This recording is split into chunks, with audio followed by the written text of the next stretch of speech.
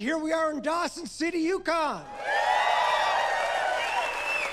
Dawson City, where the rivers of the Yukon and Klondike collide, the North Wild West. A town of entrepreneurs and artists, eccentrics, adventurers, where both the people and the land have gold in their veins. In the 1890s, 100,000 people from all corners of the earth attempted the journey to this place to stake their claim and strike it rich. This land is beautiful, but rough and tough, and going for gold in the cold can take a toll. And as the locals know, it can also take toes. More on that later. When you grow up in a small town in Newfoundland, you see the people have a sense of humor about hard times. I turned that into a career and hit the road. Mr. Jonny Harris! Now I'm on a mission to find the funny in the places you least expect it. Canada's struggling small towns. Towns that are against the ropes, but hanging in there. Still laughing in the face of adversity. This is Dawson City, Yukon.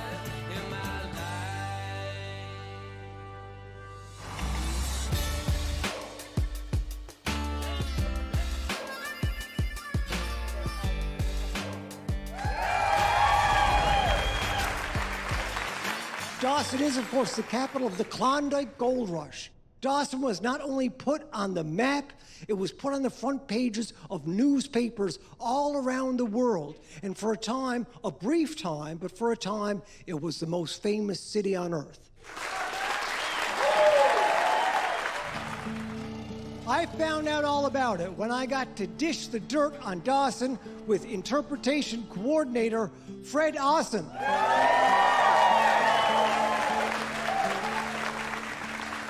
This very big strike was made on August 1896, and that's what really started setting off this huge migration.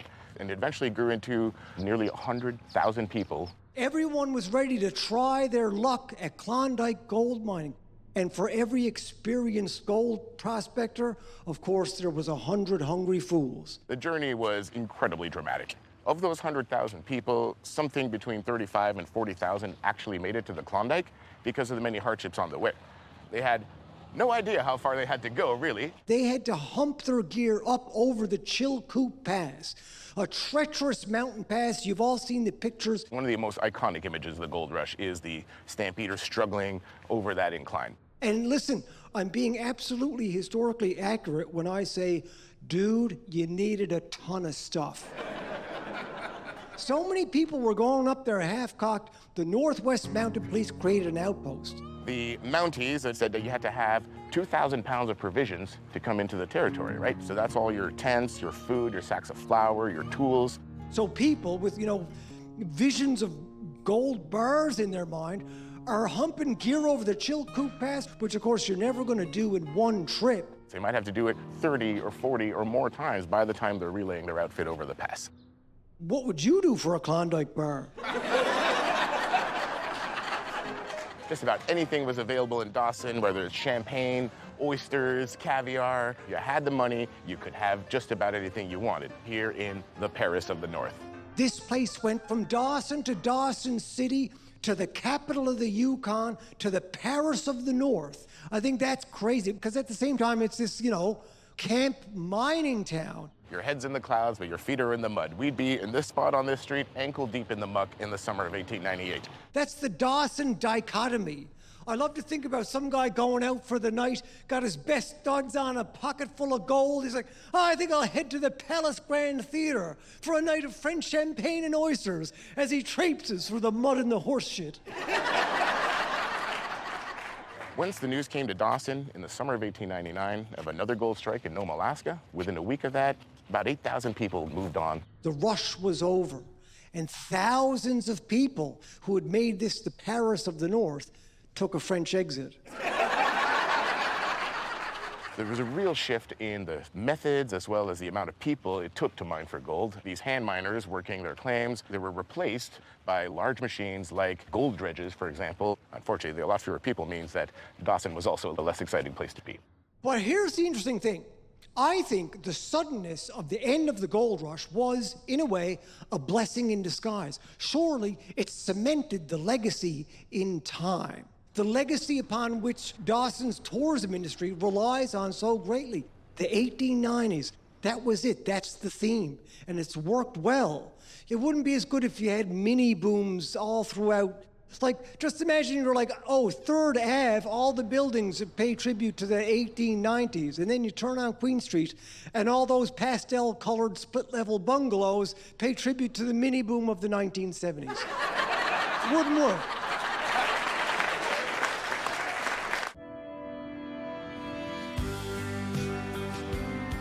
Dawson's tourism industry has thrived. 2018 and 2019 saw record levels of tourism here. And then COVID happened.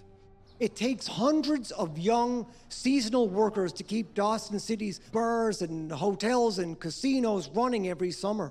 And after the pandemic ended, tourists were quick to come back, but workers, not so much. And to tell me about it, I met a guy who's worked all kinds of jobs in Dawson. He started out bagging earth samples for gold testing. And I knew we'd get along right away because I've never met a dirtbagger I didn't like. He's now executive director of Klondike Visitors Association. I'm talking about Ricky Maunganidze.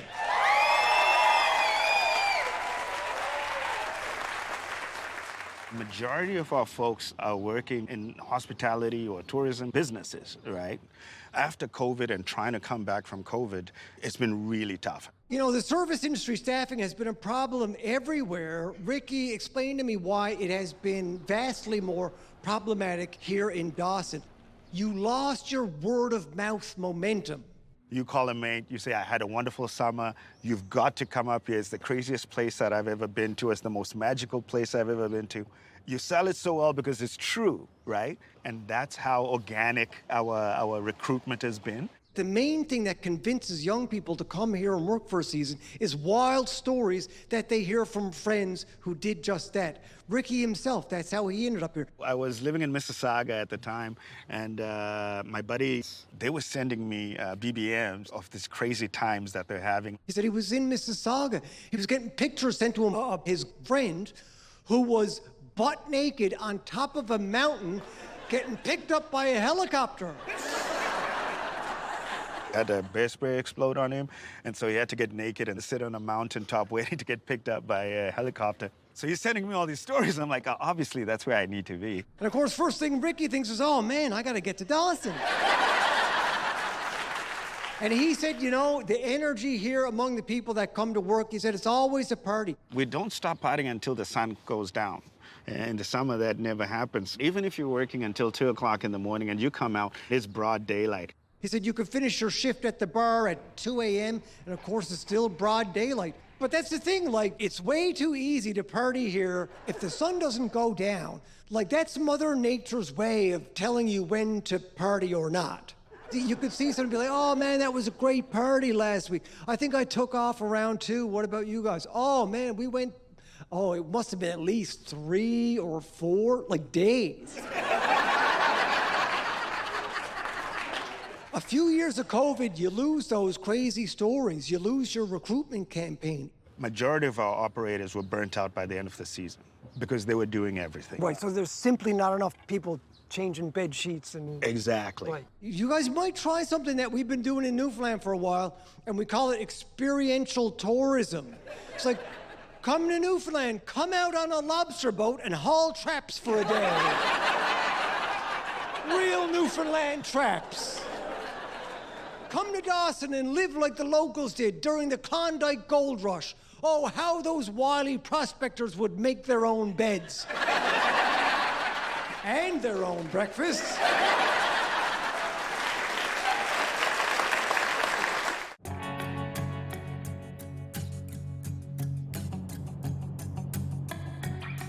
But there's still gold in them there hills, not to mention in the chewed-up caterpillars of dirt left behind by the old industrial dredges. Not as lucrative as the rivers once were, but as it turns out, even picking the bones in this area can be rewarding. I met with placer miners Lisa and Guy Favron. Lisa and Guy are both descendants of the gold rush. Guy's great-grandfather had a job translating stories of the Klondike Gold Rush into French for newspapers in Montreal. And Lisa's proudly comes from a long line of gold diggers. My mother used to tell us that my great-grandfather carried the first cook stove over the pass. Was it a true story or was it a urban legend? I don't know. You can't prove that he actually did that. Maybe it's a bit of a legend, but, you know, really, if you think about it, he wouldn't have cooked the story up if he never brought the stove. We always say that we're the third generation of miners. So there was the hand miners, then the dredges went through, and now we're doing placer mining. They told me most of the mining done today is through this method known as placer mining. The equipment is enormous, but basically uses water and gravity the same way you would do with a pan in the river. But they said it's a long, slow process, not as profitable as the old days. You want to make $1 million mining, you start with 10 and you quit when you have 1. They said, Johnny, you have no idea how many tons of dirt you have to haul up and go through before you find the tiniest piece of gold. I was like, as a comedian, I think I know exactly what you are talking about. I wish you'd had a webcam in my room at the Triple J all week so you could see me every night pulling out my hair, storming around the room with my laptop, being like, come on, there's gotta be a flake of gold here. Might as well have been like a guy in the river. Sifting through all the crap I wrote. But while digging for gold, they've uncovered some truly remarkable treasure. The most famous thing was the wolf pup, named Jur by the local First Nation. They told me about Jur, discovered in 2016, and it was found by one of their employees. A guy operating heavy equipment, he looked down, he thought it was a dog, and he called out to it, but it didn't respond. So then he thought it was a cat. And the scientists came and they were able to date this wolf, and it's 57,000 years old. I don't know how dog years worked back then, because it's still just a pup. Anyway. These are some of the treasures that we find when we dig in the dirt. They've got a collection of fossils and bones that they keep on display in their garage. Animals that you would never imagine to roam these lands. North American lions, giant prehistoric bears, woolly mammoths. Those are mammoth teeth, a mammoth skull. We got a pelvic and a shoulder blade. That's a mammoth tusk. That is a mammoth tusk. Is there so many woolly mammoths in the area that you start keeping them in the garage? You know, like one of their new employees, like, oh my God, I think I found a woolly mammoth tusk. What do I do? Oh, put it in the garage. Don't scratch the boat. But then they showed me the gold room, which is even more fascinating. So they've got a room there with a safe and all this equipment in it, and that's where Lisa does the last bit of processing to remove the gold dust from the dirt. She showed me a bowl of gold. Can I see? Yeah. Holy cow. The amount, it looked like maybe if you like poured yourself too much cereal, that's how much it was. 127,000. What do I get for weighing it? And then they told me, yeah, that's $127,000 worth of gold. But they said the expense that goes into, the time and operating cost that goes into getting that. So this is, we'll call it 2 loads of fuel a week. A load of fuel is $50,000. They said most of that money would be spent on fuel alone. And it's sort of funny to see him do the math on it, because Lisa got this huge calculator. It's the biggest calculator I've ever seen, hung on the wall. Got buttons on it like hubcaps. Maybe if you're spending $50,000 a week on fuel, corrective lenses just, you know.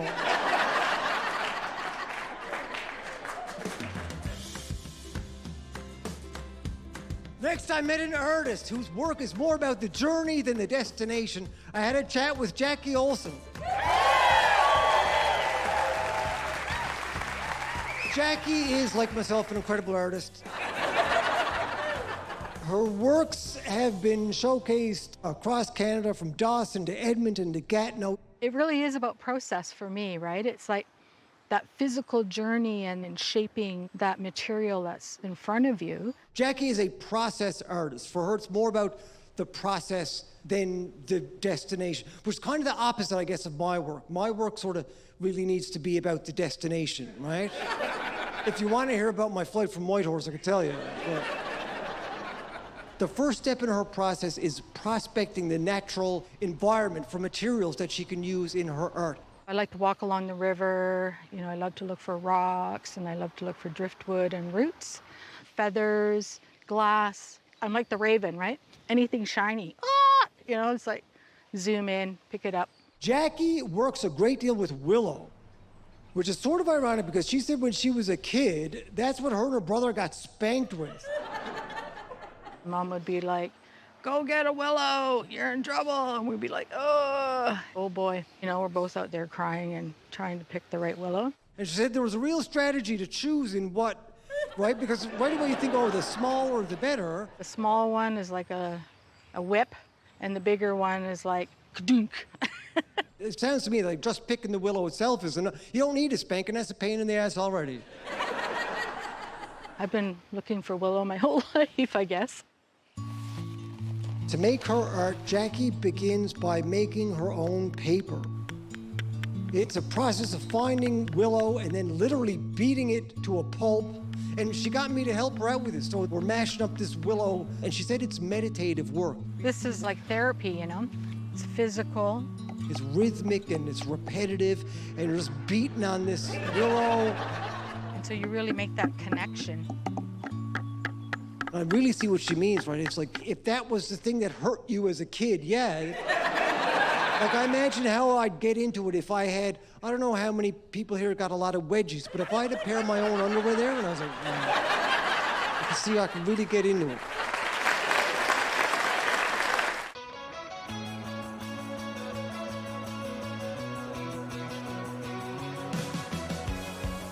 When I found out that this town is known for serving a cocktail with a frostbitten human toe in it, well, it wasn't just the toe that was petrified.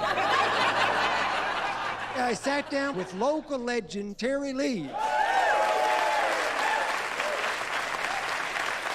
Tell me, what is this crazy tradition? You have to kiss the sour toe.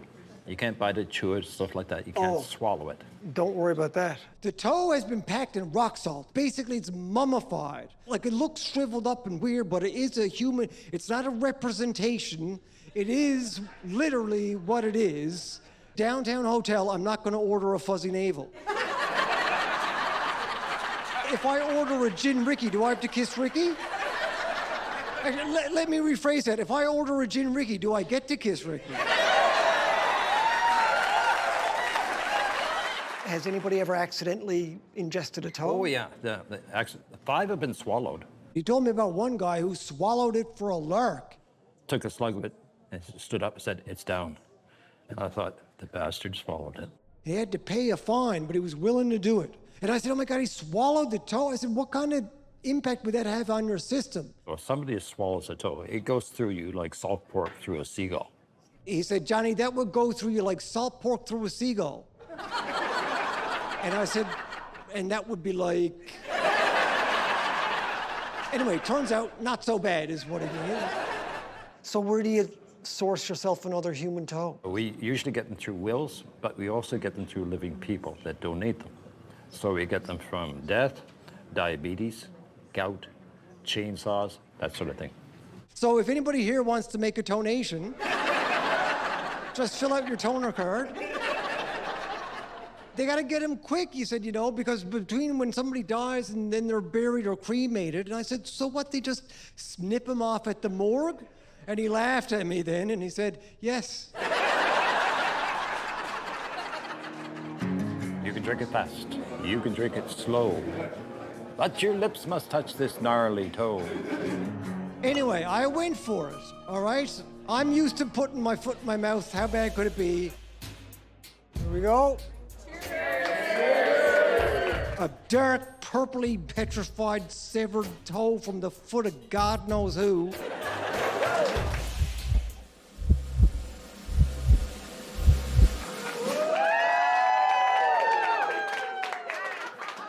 And it was delicious.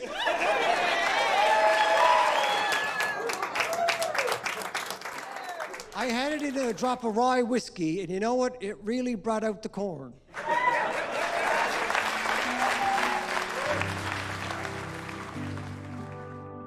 Gold may run low in the quarries, but you made the most of the stories. And while the staff shortage makes for a quandary, the lore of this place is forever, and folks will come more than ever if you can manage to keep up with the laundry. Where the summer breeze will whistle through the willows, but winter brings a cold and savage side, up way north of Whitehorse and west till almost Alaska, where the Yukon and the Klondike collide. The Northern Lights have seen queer sights, and they've seen plain as day in the dark that while you can't claim Dawson, Dawson may claim you, and you'll feel that like a stake through your heart. Thanks for coming out, everybody. Be great. Thanks so much. Next time you pound the willow, Johnny, beat it harder. You know, miners make the bedrock.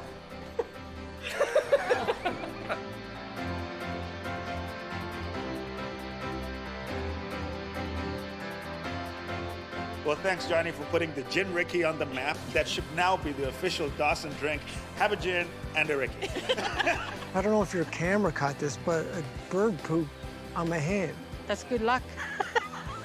Just keep on walking.